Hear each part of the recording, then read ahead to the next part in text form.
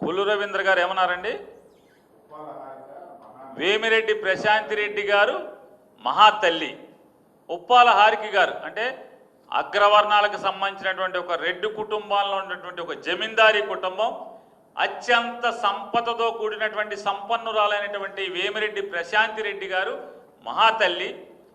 వెనుకబడి కులాలు మరీ ప్రత్యేకించి గౌడ కులంలో జన్మించి చదువుకుని చిన్న వయసులో అగ్రవర్ణాల ఆధిపత్యంలోనే ఇన్నేళ్లు నడుస్తున్నటువంటి కృష్ణా జిల్లా పరిషత్ పీఠం మీద జగన్మోహన్ రెడ్డి గారిచే కూర్చోబెట్టబడినటువంటి ఒక బీసీ మహిళ మహానటి.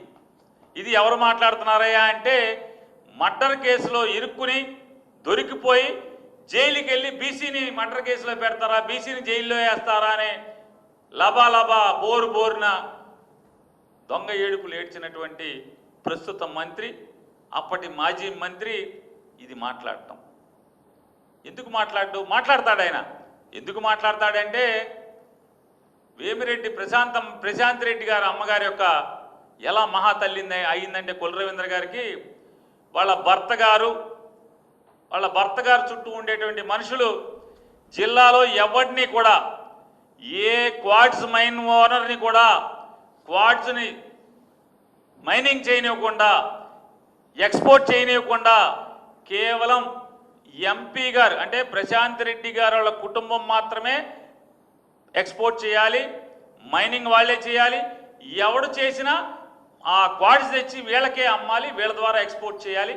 దానికి ఎవడయ్యా అంటే నెల వారం అమ్మగారి దగ్గర నుంచి, మహాతల్లి గారి దగ్గర నుంచి ఈ రాష్ట్ర మైనింగ్ శాఖ మంత్రికి వారం ముడుపులు వస్తున్నాయి, వారం మూటలు పంపిస్తున్నారు. కాబట్టి మరి వారం మూటలు వచ్చి పడుతున్నాయి కాబట్టి ఆవిడ మహాతల్లి. ఎందుకని మూటలు ఇస్తున్నారు కదా, ఆ మూటలను లోపలేసుకుంటాక మా ఆవిడికి ఆయాసం వస్తుందని చెప్తున్నారు అటెండర్లు. మరి బాబు మేము మొయ్యిలో పోతున్నామండి, అయ్యేమో డబ్బుల మూటలు కాబట్టి మాకు కూడా కాకుండా వాళ్ళే మోసుకుంటున్నారు, భార్యాభర్తలు మోసుకుంటాక మళ్ళీ మోసి ఆయాసపడుతున్నాడు అని చెప్పి వాళ్ళ ఇంట్లో పనిచేసే, గవర్నమెంట్లో పనిచేసేటువంటి ఆయనకు ఉన్నటువంటి వాళ్ళు మనుషులు చెప్తున్నారు బయట బందరంతా.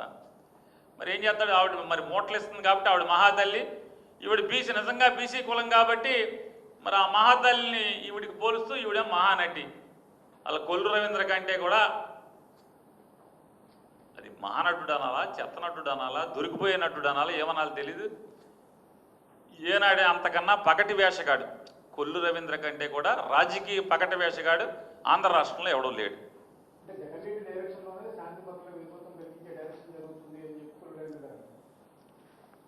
ఏమండి,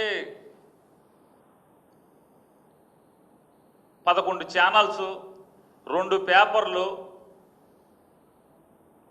తద్వారా మీడియా మీద బతికేటువంటి రాజకీయ పార్టీ ఆడదు కాబట్టి వాళ్ళకి కావాలి ఆ డైరెక్షన్ ఈ డైరెక్షన్.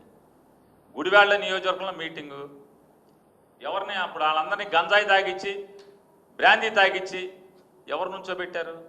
మేమా? జగన్మోహన్ రెడ్డి గారు నుంచోబెట్టారా? లేదా గుడివాడ ఎమ్మెల్యేకి డైరెక్షన్ జగన్ గారు ఇచ్చాడా? వాళ్ళందరినీ అక్కడ దారి కాయండిరా, కొడాలి నాని కన్వెన్షన్లో వైఎస్ఆర్ కాంగ్రెస్ పార్టీ మీటింగ్ జరుగుతుంది, ఆ మీటింగ్కి వెళ్ళే దారి కాసి మీరందరూ బాగా తాగి, గంజాయి తాగి, బ్రాందీ తాగి కర్రలో రాడ్లు ఉచ్చుకుని కొట్టండి రా అని జగన్ గారు డైరెక్షన్ ఇచ్చాడా? ఎవరు నుంచున్నారు? వాళ్ళు ఎందుకు నుంచున్నారు? పోలీసు ఎందుకని ఒక 150 మంది పోలీసులు అక్కడ లోకల్ డిఎస్పీ గారితో సహా సిఐలు ఈఏలు మొత్తం అందరూ ఎందుకని వాళ్ళని కాపలా కాస్తున్నారు? ఎంకొట్టుడు కొట్టాలి కదా. ఏం చేస్తారన్న? శాంతి భద్రతకు విఘాతం కలిగిస్తే ఏం చేయాలి పోలీసులు? వాళ్ళ పాత్ర పోషించరా? గుడివాడ నియోజకవర్గానికి సంబంధించినటువంటి గొడ్లవలేరు జెడ్పీటీసీగా ఎన్నికైనటువంటి జిల్లా పరిషత్ చైర్మన్ ఉప్పాల హారిక, ఆవిడ ఆ మీటింగ్కి వెళ్లకుండా వెళ్తుంది? ఎందుకు వెళ్ళింది? ఆవిడ ఆ నియోజకవర్గం, ఆవిడ వెళ్ళకి ఎవరు వెళ్తారు? నేను కొల్లు రవీంద్ర వెళ్తామేంటి? ఈ సంధి ప్రేలాపంలో రేపో మాపో మంత్రి పదవి పీకేస్తానని మొహమ్మద్ చెప్పాడు. ఆంధ్రజ్యోతి రాధాకృష్ణ గారు రాశాడు, అమ్మో అసలు ఈడు అవినీతి చల్లకుండా ఈడు ఆఫీసులో దోసేస్తున్నారని చెప్పని ఐటెంల మీద ఐటెంలు రాస్తే చివరికి సీఎం ఆఫీస్ వాళ్ళు నిన్ను పీకమంటావా, నీ దగ్గర నీ మూటలు మోస్తున్న ఓఎస్డీకి అంటే కలెక్షన్ లంచాలు కొడతా, నీ తరపున బేరాలాడి లంచాలు లాగుతున్న ఓఎస్డీని పీకుతావా అని చెప్పి డైరెక్ట్గా వాళ్ళే పీకి ఆర్డర్ చేతిలో పెట్టారు. ముందు ఓఎస్డీ గారిని పెట్టారు, రేపో మాపో ఈయన బీగి ఇతను బీగి ఆర్డర్ చేతిలో పెడతారు.